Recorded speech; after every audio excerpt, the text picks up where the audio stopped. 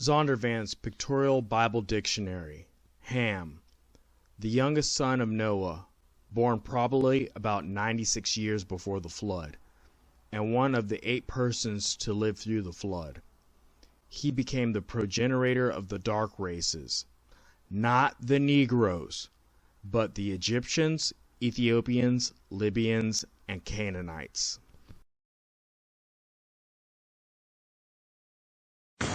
I am كناني من إسرائيل.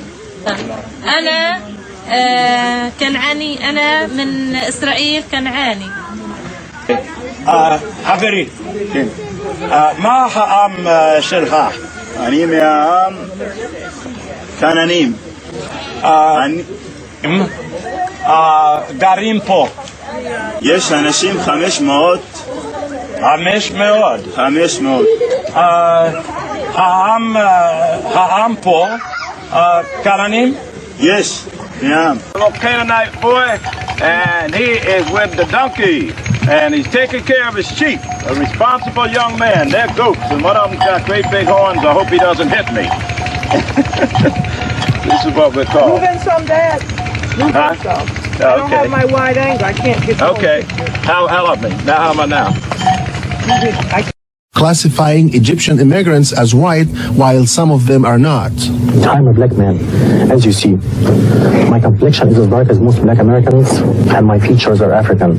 And I don't understand why I'm classified as white. Egyptians are black. The real Egyptians are black. Because the real Egyptians, they are real Africans. So those people in Lower Egypt, you see, in Cairo, Alexandria, and the Falahins area, they were mixed between the Turkish, Mamluks, French, English, Romans. So those people who come to attack Egypt in that time, they couldn't come to Upper Egypt, to the south, which we still have the same color. Our dark color or black color. So they couldn't mix with us. The Nubians and the Egyptians, they were not white. They are black Africans. In ancient times, Ethiopians were continuously at war with plundering bands of invaders, but their willingness to fight turned back all enemies. As a result, the peoples of Ethiopia, who are predominantly Aryan, are free and independent. The fact that Ethiopia is primarily populated by a people of Caucasian ancestry makes it unique among other African nations.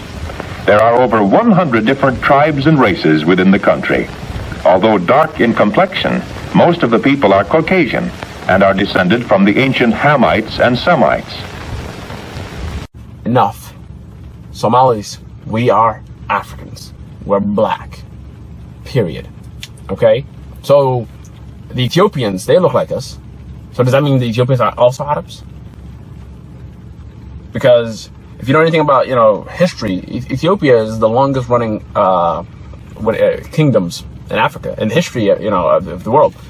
So how the hell are they Arabs? And we look like them. Are we Ethiopians? Let's be honest, Somalis, we got internal,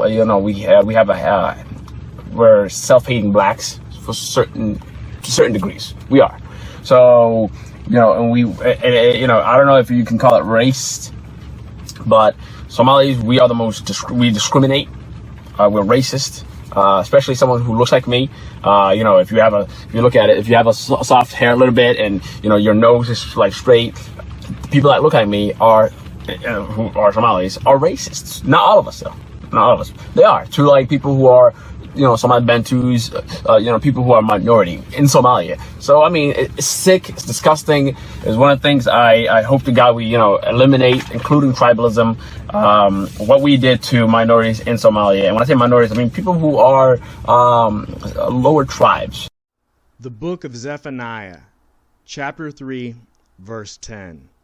From beyond the rivers of Cush, my worshippers, the daughter of my dispersed ones, shall bring my offering. The New Complete Works of Josephus, Winston, page 387. Jewish Antiquities, Book 12, Chapter 1. This is what Agatharchides relates of our nation. But when Ptolemy had taken a great many captives, both from the mountainous parts of Judea and from the places near Mount Gerizim, he led them all into Egypt, and settled them there. And as he knew that the people of Jerusalem were most faithful in the observation of oaths and covenants, and this from the answer they made to Alexander, when he sent a delegation to them after he had beaten Darius in battle. So he distributed many of them into garrisons, and at Alexandria gave them equal privileges of citizens with the Macedonians themselves, and required of them to take their oaths that they would keep their faithfulness to the posterity of those who committed these places to their care. Pictorial History of the Jewish People, Ashbel, page 227. In 1600, the famous geographer Leo Africanus wrote, "The Abyssinians claim that a numerous people of Jewish origin is found living on the shores of the Nile towards the west under a mighty king. Some of our newer geographers located an unknown mountainous region at the equator, between the Congo and Abbasia, which they call the land of the Hebrews. Jews also live in an inaccessible place in the mountains in a northerly direction from the kingdom of Goame, and south of the kingdom of Goran. They are powerful and independent.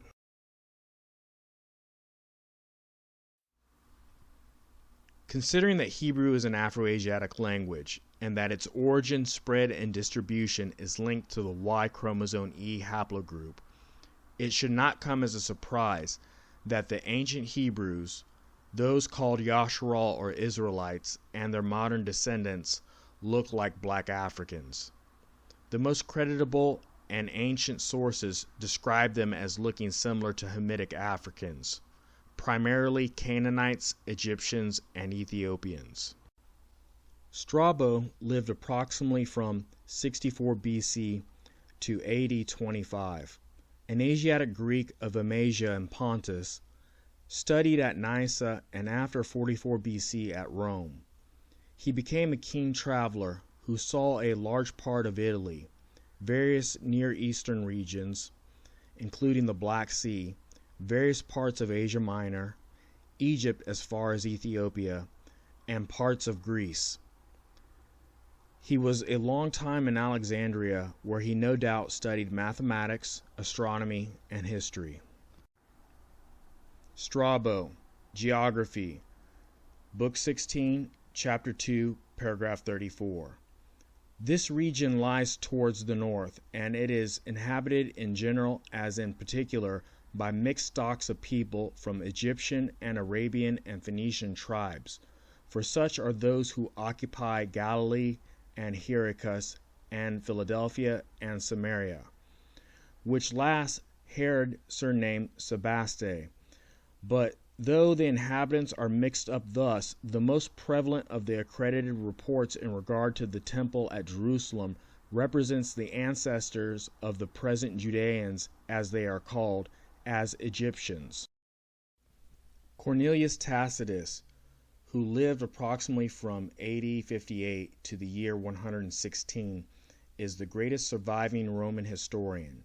He is far the best source for the reigns of the early Roman emperors from Tiberius to Nero, and his annals of those years, 14 to 68, present them in ways which have shaped almost every history. Tacitus, The Histories, Book 5. Some say that the Jews were fugitives from the island of Crete, who settled on the nearest coast of Africa about the time when Saturn was driven from his throne by the power of Jupiter. Evidence of this is sought in the name. There is a famous mountain in Crete called Ida. The neighboring tribe, the Idai, came to be called Judai by a barbarous lengthening of the national name. Others assert, in the reign of Isis, the overflowing population of Egypt, led by Hieronymus and Judas, discharged itself into the neighboring countries. Many again say that they were a race of Ethiopian origin, who in the time of King Cepheus were driven by fear and hatred of their neighbors to seek a new dwelling place. No matter what religion you may practice or convert to, Judaism, Christianity, or Islam, it in no way changes your genetic heritage. The pathway of salvation is the same for both the Hebrew and those of the other nations. White supremacists have replaced the Torah-observant Yahusha with a Torah-abolishing Aryan Jesus, made in their own likeness. This was done for both spiritual and geopolitical reasons. For us, it is not about how much or how little melanin you have in your skin. It is about the truth. White supremacists, in their effort to replace Yahusha, have sought to convince the world that they themselves are God or gods by exporting their false image and culture to all the countries they have conquered and colonized. So now, because of this conditioning for the past several hundred years, the world's expectation is to see a white savior and white Jews instead of the truth. Edward Bernays, Propaganda, page 166. The American motion picture is the greatest unconscious carrier of propaganda in the world today. It is a great distributor for ideas and opinions. The motion picture can standardize the ideas and habits of a nation. Because pictures are made to meet market demands, they reflect, emphasize, and even exaggerate broad popular tendencies rather than stimulate new ideas and opinions. The motion picture avails itself only of ideas and facts which are in vogue. As the newspaper seeks to purvey news, it seeks to purvey entertainment. To fully understand the power of images, you must understand how the mind stores memories and acquires language. All memory, whether trained or untrained, is based on association. This is the process of linking one bit of information to another. We are constantly making associations, both consciously and subconsciously. Our ability to think and to understand language is heavily dependent upon our ability to create and store mental images. Trained memory athletes consciously use the basic technique of association and mental imagery to store vast amounts of information. Visual memory is your most powerful form of memory. There are more neurons devoted to the task of image processing than there are for all the other senses combined. For example, it is unlikely that you have ever forgotten the face of a person you have met, but I'm sure you have forgotten someone's name or had trouble retrieving it from your memory. This is because the link or association between the image file stored in the visual cortex and the audio file stored in the auditory cortex of your brain was either never made or was very weak. Words by themselves carry no meaning. They are simply meaningless utterances and noises made by our vocal cords and mouths. It is only when these sounds are linked to experiences that we've had through our senses that words take on meaning. The depth of that meaning being proportional to the depth of our experiences. For example, we know what the word angry means because we know what angry looks like. We know what angry sounds like, and we know what angry feels like. Without these associations, the word angry would be meaningless. It is said that our memories, once created, are stored in the subconscious mind. The memory then can be retrieved or triggered by the association that it is attached to. Children, when born, know nothing of language. They first explore their world through sight, touch, taste, smell, and sound. The sight of the container containing their nourishment has no name until they learn to associate the image they are seeing with the sounds for the word bottle spoken by their parents. Only then does the word bottle take on meaning and triggers the retrieval of the mental image. This is why the language we hear and use can influence our perceptions and thoughts. While our conscious minds may be aware of the name associated with the image itself speaks volumes of information to our subconscious minds. Once information is accepted as truth, whether or not it is actually true, it enters into our subconscious mind, where it is safeguarded and weighed against all new incoming information. If this new information conflicts with the old information, it will trigger an internal alarm, usually in the form of an emotional response. The strength of this response will be proportional to the strength of the emotional attachment, which is directly related to the length of time invested in believing the old information. The new information will be rejected unless it can completely shatter the individual's faith in the old information. Otherwise, an individual whose faith in the old information has only been shaken will fight violently against the new information and find or invent reasons to hold on to the old information, though it may not be in their best interest to do so. The book of 1 Maccabees, chapter 3, verses 47 to 48. They fasted that day, put on sackcloth, and sprinkled ashes on their heads, and tore their clothes, and laid open the book of the law, wherein the heathen had sought to paint the likeness of their images. Our identity as the children of Yasharal is a great threat to the Zionist regime that is currently running the modern state that blasphemically calls itself Israel. As more of us embrace our heritage as Hebrews, it exposes the geopolitical fraud that is the modern state that blasphemically calls itself Israel. Trump declaring the religion of Judaism as a race or nationality cannot hide this fraud.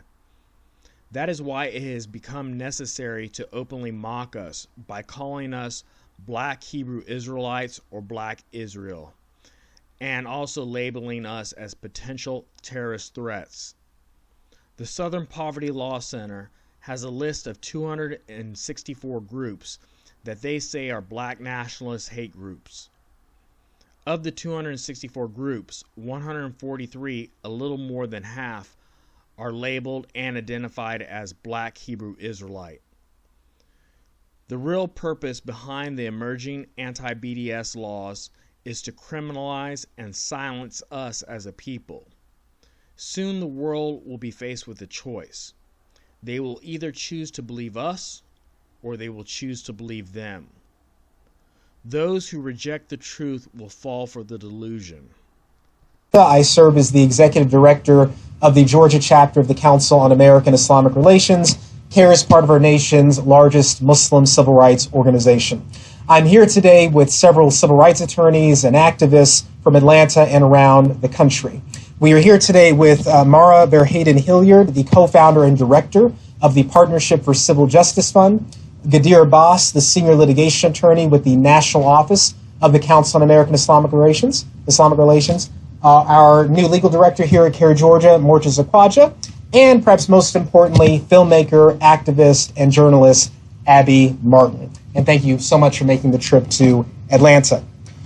All of us are here today in defense of the First Amendment's guarantee of freedom of speech, including the right to engage in political boycotts. 4 years ago, Governor Nathan Deal signs into law SB 327. This bill required that anyone who wants to contract with the state of Georgia for services worth more than $1,000 sign an oath pledging that they will not boycott the Israeli government. That oath applies whether you are a substitute teacher who wants to work for our public school system, whether you are a construction worker who wants to build something for our state, or whether you are a journalist who wants to speak at a state university. If you want to do so, and your contract is worth $1,000 or more, that law says you have to sign an oath pledging that you do not and will not boycott the Israeli government. This law was nearly identical to laws passed in over 20 other states. All of these laws are designed to punish people who participate in the boycott of the Israeli government over its human rights abuses against the Palestinian people, and also to coerce others into not joining the boycott. Now, even though this law passed in Georgia back in 2016, people spoke up against it. Civil rights groups obviously did, and so did prominent members of our state legislature, including then House Minority Leader Stacey Abrams. They noted what we note today, that this law is blatantly and hilariously unconstitutional. Every American has the right to engage in boycotts. This is constitutional law one-on-one. Imagine if during the civil rights movement, the state of Alabama passed a law saying, if you want to work for our state, you cannot participate in the Montgomery bus boycott. Imagine if during the fight against apartheid in South Africa, states passed laws saying, if you want to work for us, you cannot boycott the South African apartheid government. Those laws would have been irrational, illegal, and unconstitutional, and so is Georgia's law. We know that, and Abby Martin knows that.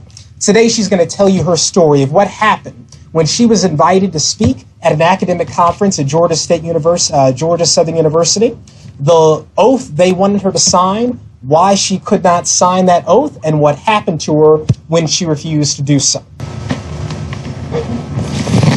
It's great to see all of you here. My name is Abby Martin, Abbymartin. I'm a journalist, documentary filmmaker, and political commentator. On February 28, 2020, I was scheduled to speak at Georgia Southern University. I was to be the keynote speaker at the International Critical Media Literacy Conference. I planned my work and life schedule around this event months in advance. As the conference date approached, I was told that I must sign a contract pledging to not participate in boycotts against Israel. Knowing this was a violation of my constitutional right to free speech and right to protest, I informed them that I could not sign such a contract. I was then canceled as the speaker from the conference. As a journalist, I have reported extensively on Palestine, U.S. and Israeli violations of international law, including many on-the-ground reports on the illegal military occupation and human rights abuses for over 10 years.